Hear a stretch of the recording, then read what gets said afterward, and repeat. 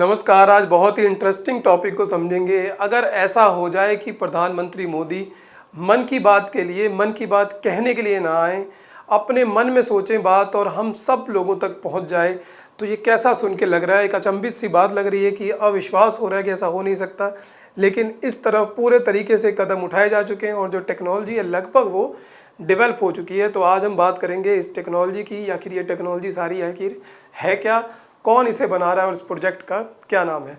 तो प्रोजेक्ट का नाम है न्यूरालिंक प्रोजेक्ट है और एलन मस्क की कंपनी है जो इस तरफ काम कर रही है। तो कल वो पहला व्यक्ति जिसके अंदर न्यूरालिंक चिप लगाई गई थी, उसने खुद आकर बताया है कि वो अब कैसा फील कर रहा है। जिस व्यक्ति के अंदर लगाई गई थी उस व्यक्ति का नाम है नोलैंड आर्बॉग। ये व्यक्ति पूरे तरीके से पैरालाइज था, गर्दन से नीचे इसके शरीर का कोई भी हिस्सा काम नहीं करता था।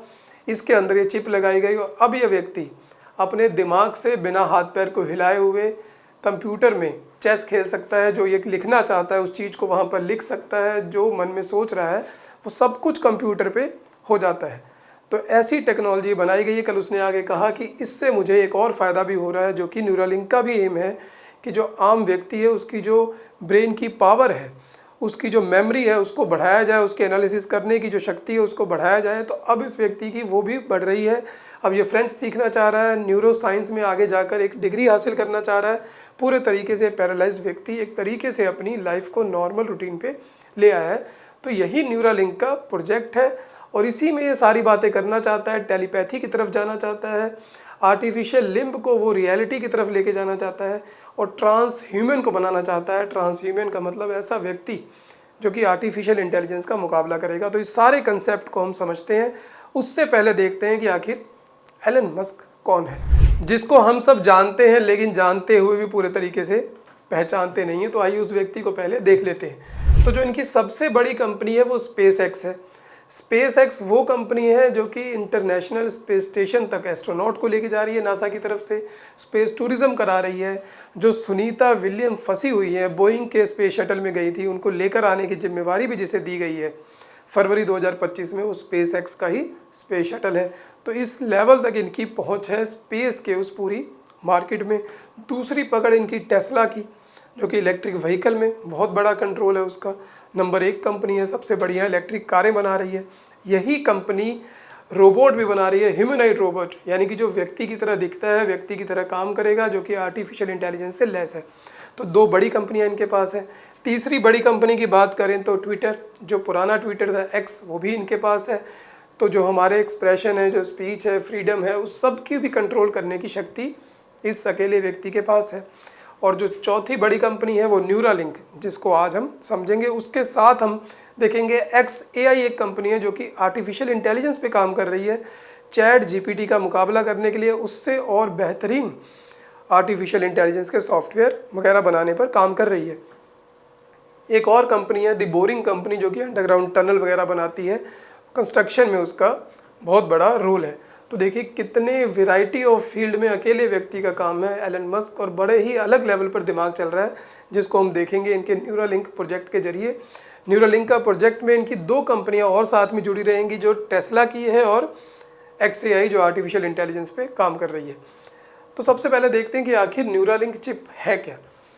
न्यूरालिंक चिप को कहा जाए तो एक ब्रेन कंप्यूटर इंटरफेस पे काम करती है, BCI। ये कोई नई टेक्नोलॉजी नहीं है, लगभग पुरानी है, पहले रूडिमेंट्री लेवल पे थी। लगभग 100 साल पहले 1924 में जब पहली बार EEG की खोज होती है, जिससे हमारे दिमाग में जो हलचलें हैं उनको पता किया जाता है, मेडिकल डायग्नोस्टिक में काम आता है, दौरे कितने पड़ते हैं, कौन से हिस्से में कहाँ पर पड़ रहे हैं, उन सिग्नलों को रीड करता है BCI।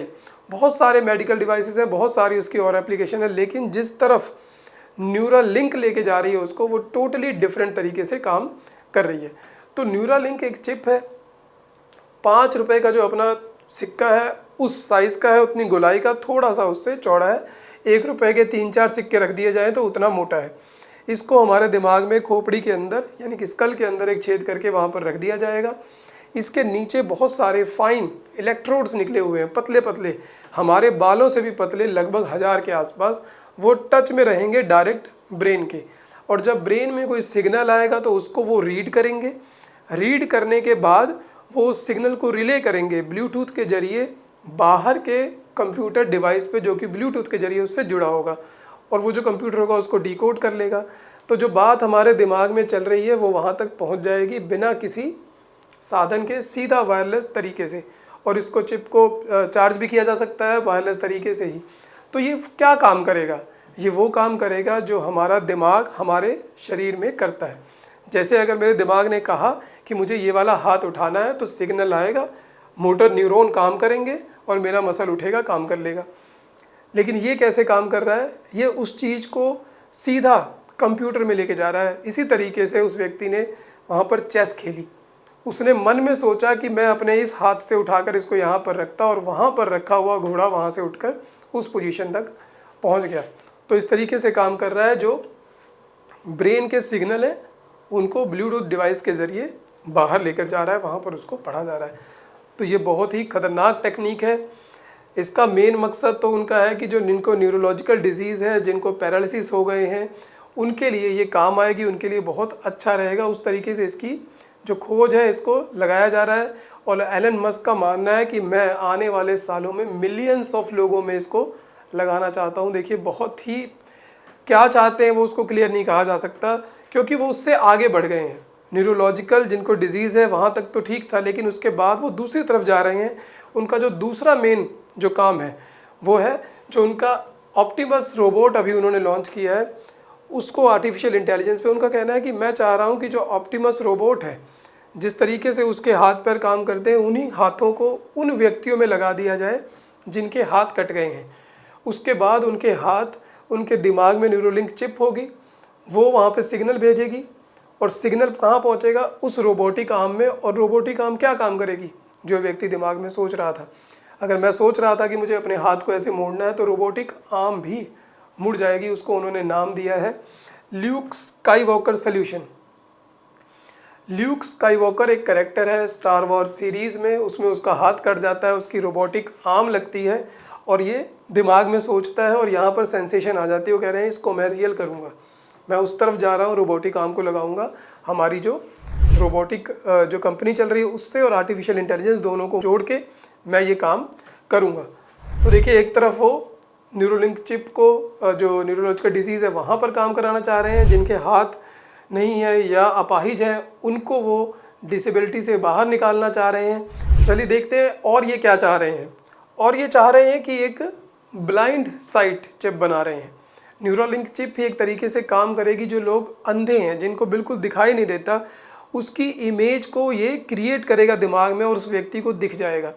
जो इमेज है हमारे दिमाग में ही बनती है, उसको देखने के लिए इनका कहना है कि आँखों की ज़रूरत नहीं है, सीधा वो सिग्नल लेगा, हमारे दिमाग में वो इमेज बन जाएगी। लेकिन अभी जो और साइंटिस्ट उनका कहना है कि अभी ये पूरी तरीके से सफल हो नहीं सकता, लेकिन एलन मस्क का कहना है कि मैं उस तरफ जा रहा हूँ। वहीं पर जो तीसरा उनका जो प्रोजेक्ट है, जिसकी मैंने शुरुआत की मन की बात से, तो उनका कहना है कि होता क्या है, जब कोई व्यक्ति कुछ बोलना चाहता है, बहुत सारे शब्दों को वो अपने दिमाग में सोचता है, जोड़ता है, लाइन बनाता है। उस चक्कर में होता क्या है, जो मूल विचार होता है वो रह जाता है, वो बाहर एक्सप्रेस नहीं हो पाता। और बहुत सारे लोग ऐसे हैं जिनको बहुत सारे विचार आते हैं, उसको एक्सप्रेस करना नहीं आता, गुड ओरेटर नहीं है। जैसे हिटलर बहुत अच्छा ओरेटर स्किल थी, जैसे हमारे प्रधानमंत्री हैं बहुत अच्छे ओरेटर हैं। उसका कहना है कुछ लोगों के पास ये स्किल होती है, कुछ के पास नहीं होती, लेकिन हो सकता है जिसके पास स्किल नहीं है उसके पास विचार ज़्यादा बड़े हो। एलन मस्क का कहना है कि जैसे मैं खुद को अपने आप को समझता हूँ, मैं बहुत अच्छा ओरेटर नहीं हूँ, लेकिन मेरे अंदर दिमाग बहुत है। ऑब्वियस दिख रहा है किस तरीके से वो दुनिया की दिशा बदलने की तरफ है। उनका कहना है इस टेक्नोलॉजी में ये होगा, न्यूरोलिंक चिप लगी होगी, व्यक्ति मन में बात सोचेगा, वो रीड कर लेगी, उसको बोलने की ज़रूरत नहीं है। वो चिप दूसरे तरीके से कहाँ कनेक्टेड होगी, एक ऐप होगी, उस ऐप के ज़रिए वो सिग्नल रिले करेगी उस दूसरे व्यक्ति में जिसके अंदर न्यूरोलिंक की चिप लगी हुई है, और वो बात समझ जाएगा बिना कुछ बोले, क्योंकि दिमाग में जो बात आई है उस तक दिमाग तक पहुंच जाएगी बिना कुछ सुने। तो इस तरीके से मैं बात कह रहा था कि टेलीपैथी की तरफ जाना चाहते हैं, तो लैंग्वेज के लिए खतरा है। लोगों का कहना है कि ये कम्युनिकेशन टेक्नोलॉजी के रूप में तो ठीक है, लेकिन लोग बोलना ही छोड़ देंगे, लोग मन में ही सोच के काम चला लेंगे। तो इस तरफ जाना चाह रहे हैं। और जिसको मैं और मानूँ कि अलग ही लेवल पर सोच रहे हैं, आर्टिफिशियल इंटेलिजेंस से मुकाबला करने के लिए आदमियों को तैयार कर रहे हैं, और आदमियों का नाम होगा ट्रांस ह्यूमन, उनको ट्रांस ह्यूमन कहा जाता है क्योंकि उनके अंदर न्यूरोलिंक की चिप लगी होगी या किसी और कंपनी की भी लगेगी आने वाले समय में, और वो चिप उस व्यक्ति की मेमोरी को बढ़ाएगी, उसके एनालिसिस करने की शक्ति को बढ़ाएगी, स्टोरेज बढ़ाएगी और पता नहीं क्या क्या करेगी ताकि आर्टिफिशियल इंटेलिजेंस से वो लड़ाई कर सके। क्योंकि जो आर्टिफिशियल इंटेलिजेंस अभी है वो बहुत ही जनरल आर्टिफिशियल इंटेलिजेंस है, अभी सुपर इंटेलिजेंस आनी बाकी है। और जब सुपर आर्टिफिशियल इंटेलिजेंस आ जाएगी जो हाइपोथेटिकल है अभी, तब हम उसका मुकाबला नहीं कर पाएंगे बशर्ते हम सब ट्रांस ह्यूमन ना बने। तो देखिए जो फ्यूचर है वो किस तरीके का है, किस तरफ जा रहा है, किस तरफ गति जा रही है उसकी अभी क्लैरिटी नहीं हो रही है, लेकिन जिस तरीके से टेक्निक डेवलप होती जा रही है लग रहा है कि जो साइंस फिक्शन की फिल्में हुआ करती थी, जो विचार थे, वो एक तरीके से सच हो जाएंगे नियर फ्यूचर में। तो आज की वीडियो में इतना ही। आप अपने कमेंट, लाइक, शेयर ज़रूर करें, अपने विचार ज़रूर रखें कि आपको क्या लगता है कि न्यूरालिंक का ये प्रोजेक्ट सही है, गलत है, और आने वाली जो हमारी सिविलाइजेशन है या इतने सालों की बनी हुई जो सभ्यता है उस पर इसका खतरा है कि नहीं है। मिलेंगे फिर किसी नेक्स्ट वीडियो में, तब तक के लिए धन्यवाद।